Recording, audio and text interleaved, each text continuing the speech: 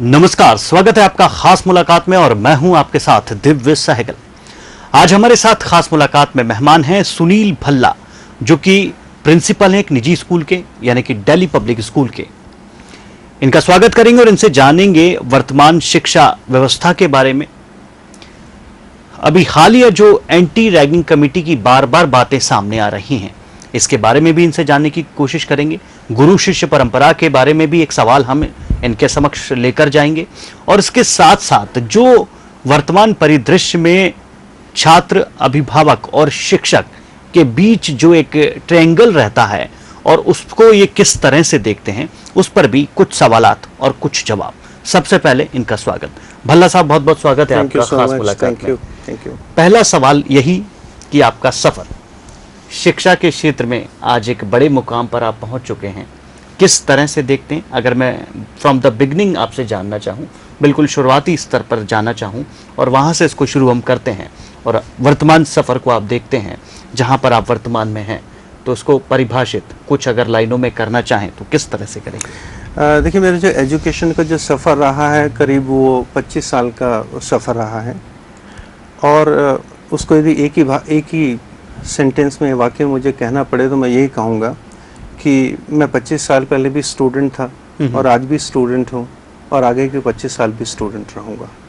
क्योंकि शिक्षा एक ऐसी जगह है, एक ऐसा सब्जेक्ट है जहाँ पर केवल सीखने सिखाने के अलावा और कुछ नहीं हो सकता। बिल्कुल सही बात है। तो 25 साल पहले जो स्थिति थी आज भी है और आगे भी रहेगी। बड़े साफ गोई से आपने स्वीकारा कि मैं आज भी स्टूडेंट हूँ, 25 साल पहले भी था और आने वाले 25 सालों तक भी रहूंगा, या भविष्य में, निकट भविष्य में स्टूडेंट ही रहूंगा। इससे एक बात बड़ी परिलक्षित होती है बड़े साफ तौर पर कि आदमी हर समय, हर दिन, कुछ ना कुछ सीखता है, हर लम्हे में कुछ ना कुछ सीखता है। अगर आपके शिक्षा के सफर की बात की जाए, कहाँ कहाँ पदस्थ रहे, किस तरह का अनुभव रहा? मैंने जो अपना टीचिंग करियर था वो स्टार्ट किया था कॉन्वेंट स्कूल से उत्तरांचल में, जिसका नाम था सेंट जोसेफ्स कॉन्वेंट स्कूल। 7.5 साल मैंने वहाँ पढ़ाया, जो नन्स एंड फादर्स के साथ बहुत कुछ सीखा डिसिप्लिन के मामले में। उसके बाद मैंने general BC Joshi army public school Pithoragarh join किया जी। वहाँ पर भी ऑफ कोर्स बहुत कुछ सीखने को मिला। फिर मुझे मौका मिला सऊदी अरब जाने का।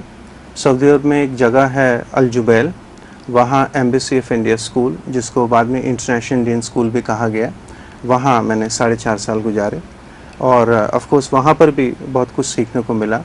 उसके बाद मैं फिर इंडिया वापस आया और फरीदाबाद में एक मैंने सीनियर सेकेंडरी स्कूल ज्वाइन किया और वर्तमान में मैं DPS में हूँ और 9 साल से मैं यहाँ पर हूँ। 2006 में हम लोगों ने स्कूल स्टार्ट किया था और बड़ा सौभाग्य है कि मैंने ही स्कूल शुरू किया है और आज 9 साल बाद भी मैं ही उसको हेड कर रहा हूँ।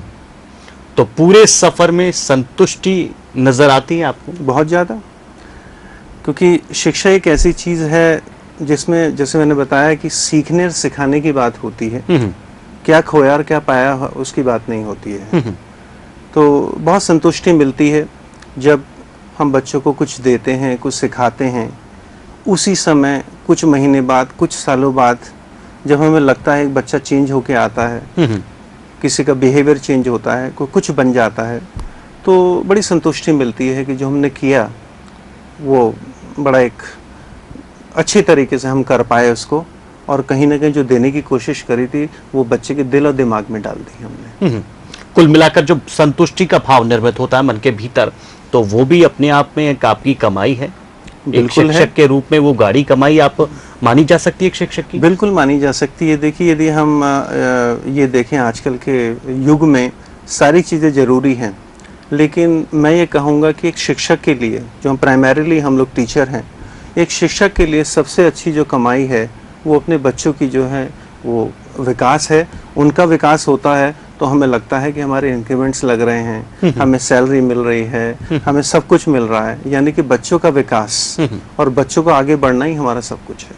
बिल्कुल, बच्चों का विकास आपकी संतुष्टि, ये माना जाए। पर अगर वर्तमान शिक्षा परिदृश्य की बात करते हैं, वर्तमान शिक्षा व्यवस्था की बात करते हैं, उससे आप कितने संतुष्ट हैं? देखिए, संतुष्टि का जो सवाल है वो बड़ा डिफिकल्ट सवाल है। मैं ये कहूँगा कि काफ़ी हद तक मैं संतुष्ट हूँ और कुछ हद तक मैं कहूँगा कि संतुष्टि है भी नहीं, क्योंकि शिक्षा एक ऐसी चीज़ है जो निरंतर चेंज होती रहती है और चेंज उसको होना चाहिए। वो स्टैटिक नहीं हो सकती, वो जरूरी stagnant है नहीं हो हम सकती। कितने अपडेट रह पाते हैं उससे, यस, ये एक बड़ा सवाल है। यस, बहुत बड़ी यदि जो भी चीज़ चेंज होती है उसके आसपास जितने भी लोग आते हैं उनको अपने को अपडेट करना बहुत इम्पोर्टेंट है। जो उस दायरे के भीतर आते हैं बिल्कुल, उनको भी अपडेट बिल्कुल होना जरूरी है। और ये हर जगह लागू होता है। आपके क्षेत्र में भी आप देखें, जब तक कि आप अपडेट नहीं हैं, एक टेक्नोलॉजी आती है, टेक्नोलॉजी से अपडेशन नहीं होता है तो कहीं ना कहीं हम पीछे रह जाते हैं। बिल्कुल, तो बहुत इम्पोर्टेंट है और ये शिक्षा चेंज होती रहती है और मायने चेंज होते रहते हैं। और आजकल का यदि मैं इस समय देखता हूँ तो ऑफ कोर्स बहुत चेंजेस की ज़रूरत है, क्योंकि जिस तरीके के स्टूडेंट्स हमें फ्यूचर में चाहिए हम उनको बनाने की कोशिश तो कर रहे हैं, लेकिन कहीं ना कहीं या तो समाज उस लायक नहीं है कि वो बच्चे जाके वहाँ फिट हो पाएं, या समाज ऐसा नहीं है कि जो शिक्षा हम देते हैं कहीं ना कहीं वो प्रासंगिक वहाँ पर दिखे। तो हमें लगता है कि बहुत चेंजेस हैं और शिक्षा को केवल स्कूल से ना जोड़ा जाए, क्योंकि शिक्षा जो होती है वो समाज से भी आती है, वो पेरेंट्स से भी आती है, वो शहर से भी आती है, वो सब जगह से आती है। तो चेंजेस बहुत इम्पोर्टेंट है। कहाँ अभी लगता है कहाँ हमें काम करने की और ज्यादा जरूरत है, चाहे वो शिक्षक की हैसियत से हो या फिर एक सामाजिक रूप में अगर आप उसे देखें या एक परिवार के रूप में उसे देखें, कहाँ लगता है कहाँ बहुत ज्यादा सुधार करने की जरूरत है? देखिए, मेरा मानना है कि 3 चीज़ें बहुत इम्पोर्टेंट हैं शिक्षा के लिए, जिसमें सबसे पहला रोल आता है समाज का। बिल्कुल। दूसरा आता है पेरेंट्स का। जी, पेरेंट्स भी एक समाज का अंग है, बिल्कुल, लेकिन सही फिर भी बात मैं है। उनको यहाँ पर अलग रखना चाहूँगा। और तीसरा है स्कूल का। हम्म, हमें ये देखना है कि क्या समाज हमें सब कुछ वो दे रहा है जो एक बच्चे को चाहिए। यदि आज मुझे लगता है कि मेरा बच्चा बाहर जाके समाज से कुछ सीखे, तो क्या समाज को कुछ देने के लिए है? यदि बच्चा जाता है मेरे साथ गाड़ी में बैठता है, तो क्या उसको वो ट्रैफिक दिखता है कि जो डिसिप्लिन ट्रैफिक है? क्या उसके अलावा उसको वो भाषा दिखती है समाज में? क्या पार्लियामेंट में, असेंबलीज में हमारे पॉलिटिशियंस और जो स्कैम्स, क्या उसको नज़र आता है? तो वहाँ पर बहुत इम्पॉर्टेंट है कि बहुत कुछ होना बाकी है। पेरेंट्स को लें तो एक बहुत व्यापक सब्जेक्ट है कि उनके पास कितना क्वालिटी टाइम अपने बच्चों को देने के लिए है, वो कितने जागरूक हैं, कितनी एक रेस में हैं कि बच्चा इंजीनियर या डॉक्टर या कुछ और जो आजकल का जो आजकल चलन है उसमें बच्चा बने, तो उसके पीछे हैं। तीसरी चीज़ आती है स्कूल के ऊपर कि क्या स्कूल अपना पूरा दायित्व निभा रहा है। जब तक इन तीनों चीज़ों का समावेश और आपस में संबंध ठीक तरीके से नहीं होगा, स्कूल अपना सब कुछ दे सके, पेरेंट्स अपना सब कुछ दे सके, समाज अपना दे सके, तो जो बच्चे हम चाहते हैं, जो भावी पीढ़ी हम चाहते हैं, वो उभर के आएगी, वो निकल के आएगी। और आज हम जापान की बात करते हैं, आज हम और कंट्रीज़ की बात करते हैं जो बहुत आगे हैं, तो मुझे लगता है कि कहीं ना कहीं हमारे हिंदुस्तान का नाम भी आगे आएगा। मैं नहीं कहता कि हिंदुस्तान कहीं पीछे है, पर अभी लगता है आपको कि और आगे आने बहुत की कुछ होना जरूरत बाकी है, और ज्यादा विकास की जरूरत, बहुत ज़्यादा विकास की उसमें ज़रूरत है। बिल्कुल सही बात है। ट्यूशन प्रणाली आप या। किस तरह से इसे देखते हैं? देखिए, ट्यूशन अपने आप में एक बहुत बड़ा मेहनत है, और ट्यूशन को कोई भी शिक्षक मुझे नहीं लगता कि उसको अप्रूव करेगा, लेकिन हाँ, ये देखना जरूरी है। कई बार क्या बहुत सारी जगह पर ये देखने को मिलता है। ये बिल्कुल देखने को मिलता है, उसको मैं बताने चाह रहा हूँ कि ट्यूशन क्यों बच्चे करते हैं। वही मैंने जैसे पहले बताया कि जब स्कूल अपना पूरा दायित्व नहीं निभाता, एक बच्चे को सब कुछ क्लास के अंदर वो नहीं मिल पा रहा जो उसको मिलना है, तो कहीं ना कहीं ज्ञान के लिए उसको कहीं जाना है। और ऐसी ज्ञान की जो दुकानें हैं वो हर गली मोहल्ले में हैं। बिल्कुल सही बात। तो जब ये जो मैंने तीनों चीज़ों का आपस में संबंध बताया, यदि एक भी कड़ी इसमें से कमजोर होगी तो कहीं ना कहीं बच्चा भी कमजोर होगा। बच्चा कमजोर होगा, उसको हो सकता है कि किसी सीट के लिए पैसा देना पड़े, अपने ज्ञान अर्जित करने के लिए उसको ट्यूशन जाके पैसा देना पड़े, और बहुत सी इससे प्रॉब्लम्स आती हैं। क्या यही एक कारण माना जाए कि शिक्षा पर बाजारवाद हावी हो गया है? देखिए, शिक्षा पे बाजारवाद जो हावी होने वाली बात है, उसमें केवल हम पेरेंट्स को, समाज को, स्कूल को ही जिम्मेवार ना माने। हमारी व्यवस्थाएं भी इस तरीके से हैं, सिस्टम्स भी हम लोगों के इस तरीके से हैं कि जहाँ पर बच्चे को जो इंजीनियरिंग करनी है तो ये एक बड़ा एक कंपल्शन सा हो गया है, माना आईआईटी करनी है तो उस बच्चे को कोचिंग जाना जरूरी है, क्योंकि जब तक वो 18 घंटे पढ़ाई नहीं करेगा बाहर जाके तो वो आईआईटी क्लियर नहीं कर सकता। बिल्कुल, ये एक बना दिया गया है, एक तरीके से लोगों के दिमाग में डाल दिया गया है, माना जाए ये एक पैटर्न बन गया है, उससे गुजरना है उस बच्चे को। देखिए, पैटर्न मैंने पहले जैसी बात कही कि यदि एक बच्चा अपने आप में बहुत अच्छा पढ़ाई करने वाला, बहुत फोकस्ड हो, स्कूल उसको सही डायरेक्शन में ले जा रहा हो, तो मुझे नहीं लगता इन चीज़ों की जरूरत पड़ेगी। यदि बच्चे में कोई कमी है, बच्चा ने पूरा ध्यान नहीं दिया है कई सालों तक पढ़ाई में, पेरेंट्स बच्चे को सपोर्ट नहीं कर पाए हैं, स्कूल की कहीं कमी रही है, तो उस बच्चे को वो क्लियर करने के लिए, क्योंकि जो भी एग्जाम्स हैं उनके स्टैंडर्ड्स तो कभी लोअर नहीं हो सकते, हमने अपने स्टैंडर्ड्स को ऊपर लेके आना है। तो यह हमें देखना है कि यदि आज एज अ स्टूडेंट हमारे स्टैंडर्ड्स वो नहीं हैं, तो ऊपर लाने के लिए या तो मुझे खुद मेहनत करनी है या किसी के साथ बैठ के मेहनत करनी है। तो वो मुझे डिसाइड करना है कि मैं खुद मेहनत करूं, यदि मैं नहीं कर सकता हूं तो मुझे कहीं खुले बाजार में जाना है, पैसा देना है और तैयारी करनी है, और उसमें भी कोई निश्चितता नहीं है कि मैं वो क्लियर कर पाऊं या नहीं कर पाऊं। आपके अभी तक के दिए गए सवालों में एक बड़ा सवाल जन्म ले लेता है। यहाँ पर कई बार ऐसा भी देखने को मिलता है कि पेरेंट्स का एक तरह का प्रेशर होता है कि आपको डॉक्टर बनना है, आपको इंजीनियर बनना है, आपको साइंटिस्ट बनना है। इवन कई बार ऐसा भी देखने को मिलता है कि जो को करिकुलर एक्टिविटीज रहती हैं उसमें भी पेरेंट्स का अनावश्यक हस्तक्षेप देखने को मिलता है। किस तरह से आप देखते हैं? देखिए, मेरा मानना यह है कि अब थोड़ा ट्रेंड चेंज हो रहा है। पेरेंट्स इस बात को समझने लगे हैं कि ये इम्पोर्टेंट नहीं है कि बच्चा वो बने जो वो चाहते हैं या बच्चा वो बने जो वो नहीं बन पाए।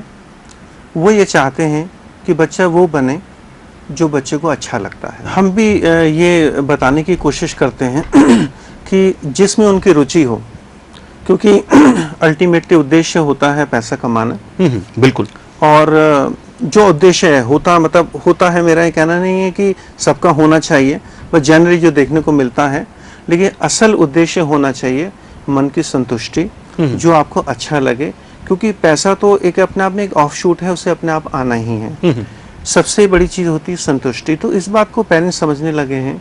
रिसेंटली कुछ मूवीज़ ऐसी आई हैं, स्कूल्स पेरेंट्स को एजुकेट करने लगे हैं, बच्चों का एक्सपोजर बहुत बढ़ने लगा है, बच्चों को समझ में आने लगा है कि केवल इंजीनियरिंग और मेडिकल के अलावा भी बहुत सारे फील्ड्स हैं। बिल्कुल, अब तो बहुत सारी फील्ड्स हैं, बहुत सारी संभावनाएं देखी जा रही हैं। तो अब बच्चों में थोड़ा सा ट्रेंड जो आ रहा है वो बड़ा हर्ष का विषय है कि बच्चे समझने लगे हैं कि हमें वही नहीं करना है जो हमारे पेरेंट्स चाहते हैं, हमें वो चीज़ करनी है जो हमें अच्छी लगती है और जो हमारे अंदर उसका गुण है और हम उसमें आगे बढ़ सकते हैं। बिल्कुल सही बात है। क्षेत्र बड़े हैं तो संभावनाएं भी बड़ी हैं। फिलहाल यहाँ रुकेंगे एक छोटे से ब्रेक के लिए। ब्रेक के बाद भी चर्चा जारी रहेगी। आप देखते रहें S24।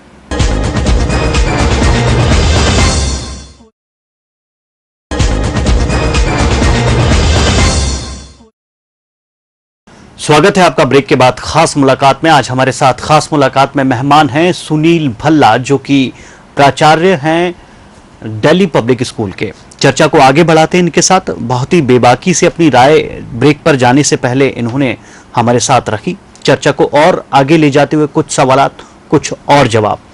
इंफ्रास्ट्रक्चर की बात करते हैं। जब किसी पेरेंट्स को अपने बच्चे का एडमिशन किसी स्कूल में कराना होता है तो इंफ्रास्ट्रक्चर भी एक बड़ा भाग माना जाता है। आप किस तरह से देखते हैं? और अगर हम इस इंफ्रास्ट्रक्चर को एजुकेशन से एसोसिएट करके देखें तो? देखिए, इंफ्रास्ट्रक्चर भी अपने आप में एक बहुत इम्पोर्टेंट है, लेकिन ये कहना गलत होगा कि जहाँ इंफ्रास्ट्रक्चर नहीं हो वहाँ एजुकेशन नहीं हो सकती। बिल्कुल। लेकिन जहाँ इंफ्रास्ट्रक्चर हो वहाँ एजुकेशन बेहतर हो सकती है, मेरा मानना है जी। क्योंकि पहले का जो समय था उस समय केवल किताब हुआ करती थी, एक बुक हुआ करती थी जो नोटबुक हुआ करती थी, उसके अलावा बहुत ज़्यादा चीज़ें नहीं हुआ करती थी। आजकल के टाइम पर बहुत सारी चीज़ें हैं जिनकी ज़रूरत भी है। स्मार्ट बोर्ड्स हैं, टेक्नोलॉजी है, आपको इंटरनेट चाहिए, आपको ऑडियो विजुअल लैब चाहिए, आपको लैंग्वेज लैब चाहिए, आपको आर्ट एंड क्राफ्ट चाहिए, आपको डांस रूम चाहिए, आपको सोशल स्टडीज़ लैब चाहिए, आपको ईवीएस लैब, मैथ्स लैब, सारी चीज़ चाहिए। तो ये इंफ्रास्ट्रक्चर कहीं ना कहीं अच्छी एजुकेशन के लिए यूज़ हो सकता है। बिल्कुल सही बात है। तो इंफ्रास्ट्रक्चर अगर बढ़िया होगा, अच्छा होगा, बेहतर होगा, तो शिक्षा बेहतर एजुकेशन और आगे बेहतर एजुकेशन इंफ्रास्ट्रक्चर मैं आपको बताना चाहूँगा कि यदि कहीं अच्छा इंफ्रास्ट्रक्चर है और हम ये कहें कि वहाँ हॉर्स राइडिंग उपलब्ध है, तो बच्चा हॉर्स राइडिंग कर सकता है। यदि कोई ऐसा स्कूल है जहाँ पर फुटबॉल ग्राउंड नहीं है या बास्केटबॉल फील्ड नहीं है या कहीं पर कोई इस तरीके का फील्ड नहीं है जहाँ पर कोई एक्टिविटी हो सके, तो वहाँ पर बच्चे का वो पूरा विकास नहीं हो पाता। तो मैं मानूंगा कि ये भी एक पार्ट एंड पार्सल है जो इंफ्रास्ट्रक्चर है, और वो बहुत इम्पोर्टेंट है और अच्छा होना चाहिए, एक अच्छी बेहतर एजुकेशन। नटशेल में कहें तो बदलते वक्त की ज़रूरत है। बिल्कुल बिल्कुल ज़रूरत है, और जितना अच्छा इंफ्रास्ट्रक्चर होगा उतना ज़्यादा बच्चे को अच्छी एजुकेशन मिल पाएगी, उतना अच्छा उसका विकास होगा। और यदि मैं कहूँ कि बच्चे का मानसिक विकास के साथ शारीरिक विकास होना है तो उसके लिए इंफ्रास्ट्रक्चर की ज़रूरत है, बिना उसके नहीं हो सकता। बिल्कुल सही बात है। अब एक बड़ा सवाल जो सबके, जो अभिभावक होगा सभी के जहन में होगा, रैगिंग एक बड़ी समस्या है, बहुत बड़ी। किस तरह से आप देखते हैं? रैगिंग की जो परिभाषा है वो मैं बताना चाहूँगा कि यही नहीं है कि किसी बच्चे से बूट पॉलिश करा ली या उसको कोई पनिशमेंट फिजिकल दे दिया। एक मानसिक रूप से प्रताड़ना, यदि आप बच्चे को कुछ वर्बल अब्यूज भी करते हैं तो वो भी एक रैगिंग है। बच्चे को किसी तरीके से भी परेशान करना वो भी रैगिंग है। ऑफ कोर्स बच्चे को पीटना, हाथ लगाना, रात को उठाना, अपने काम करवाना, वो भी रैगिंग है। बिल्कुल। और मैं ये मानता हूँ कि रैगिंग अपने आप में बहुत बड़ा एक अभिशाप है। ये रुकना चाहिए, हर लेवल पे काम होना चाहिए, बच्चों को आगे आना चाहिए, स्कूल को आगे आना चाहिए, खासतौर पर पेरेंट्स को भी आगे पेरेंट्स को भी आगे आना चाहिए, और स्कूल को भी इस बारे में ध्यान रखने की ज़रूरत है, क्योंकि इंग्लिश में कहा जाता है निपिंग इन द बड, जिसका मतलब है कि किसी भी समस्या के उठने से पहले आप उसको दबा दें, बिल्कुल सही, ख़त्म कर दें, तो शायद वो काफ़ी आगे नहीं बढ़ पाती। तो कहीं ना कहीं हम लोगों को सजग रहने की ज़रूरत है एज स्कूल्स, कि कोई इस तरीके की बात ना हो और जिसमें केवल पनिशमेंट देना ही सोल्यूशन नहीं है। कई बार ऐसा भी देखने को मिलता है कि अगर इस तरह की घटनाएं सामने आती हैं तो स्कूल प्रबंधन द्वारा उसको दबाने की कोशिश की जाती है। देखिए, एक स्वाभाविक रूप होता है कि आपके घर में यदि कोई समस्या आती है तो कोई भी उसको बाहर लेके नहीं जाता है, पर लेकिन हम घर के भीतर रहकर उसका सॉल्यूशन यदि वो मेरा मानना है कि यदि घर में रह के हम उसको सोल्यूशन नहीं दें तो वो किसी न किसी दिन अपना बाहर आ जाएगा। बिल्कुल सही बात है। ये स्वाभाविक है कि कोई भी उसको बाहर नहीं लाना चाहेगा, लेकिन हम जितने एफर्ट्स कर सकते हैं, वो चाहे साइकोलॉजिकल लेवल पे हो, चाहे पेरेंटल लेवल पे हो, सोशल लेवल पे हो, किसी भी लेवल पे हो, हमें उसमें सजग रहने की ज़रूरत है।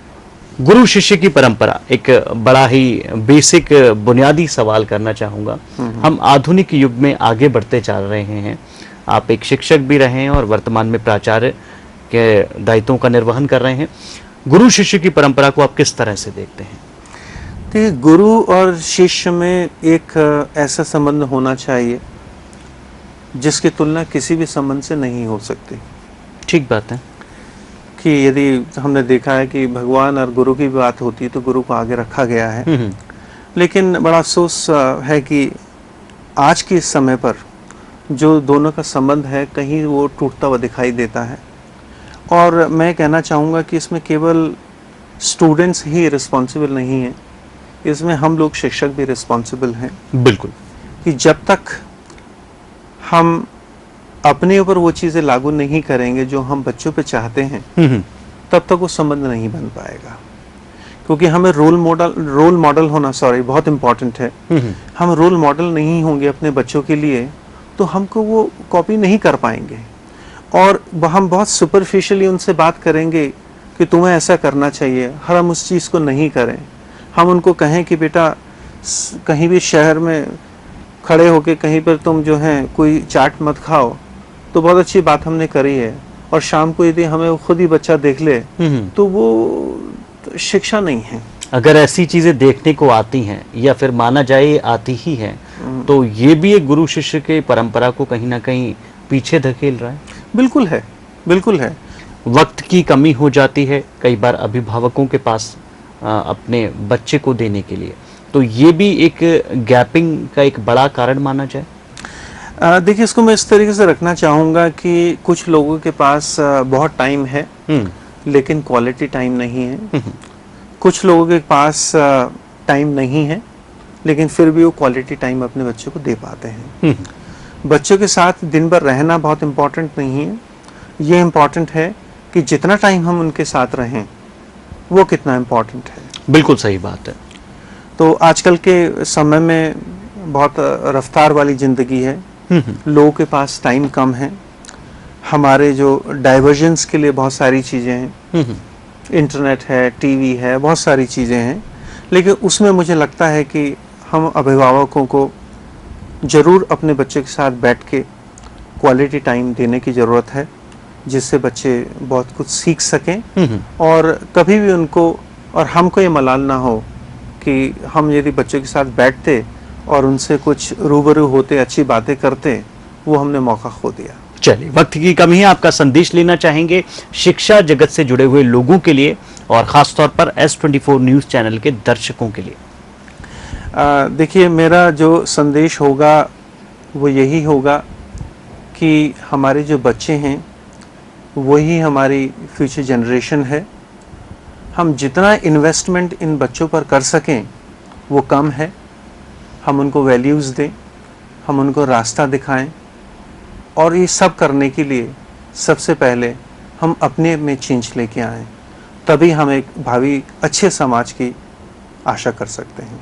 धन्यवाद। बहुत बहुत शुक्रिया करेंगे भल्ला साहब आपका कीमती समय निकालकर खास मुलाकात में शामिल होने के लिए। Thank you so much Indeed. तो आज हमारे साथ खास मुलाकात में मेहमान थे सुनील भल्ला, जो कि प्राचार्य हैं दिल्ली पब्लिक स्कूल के। बड़े साफ तौर पर, बड़ी साफगोही से, बड़ी ही बेबाकी से इन्होंने यहाँ पर अपनी राय रखी। अभी के लिए मेरे साथ खास मुलाकात में इतना ही। अगली बार फिर किसी शख्सियत के साथ आपसे रूबरू होंगे। आप देखते रहिए S24।